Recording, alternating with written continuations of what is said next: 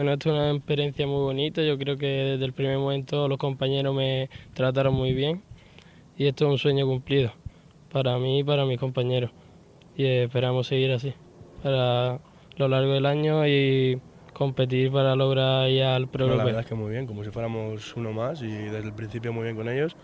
Y bueno, hay mucho nivel, lo que tú dices, y nada, seguir trabajando para ver si podemos hacernos un hueco. Es muy difícil y si no trabajas aquí y te esfuerzas al máximo, está claro que no vas a conseguir la plaza para poder ir al europeo.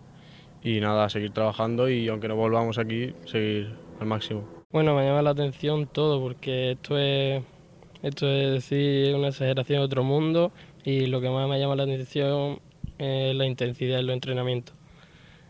A la hora del toque de balón, la precisión, aquí hay mucha calidad en estos compañeros. La principal característica de mí es la primera defender, sacar el balón jugado y a incorporarme bien al ataque.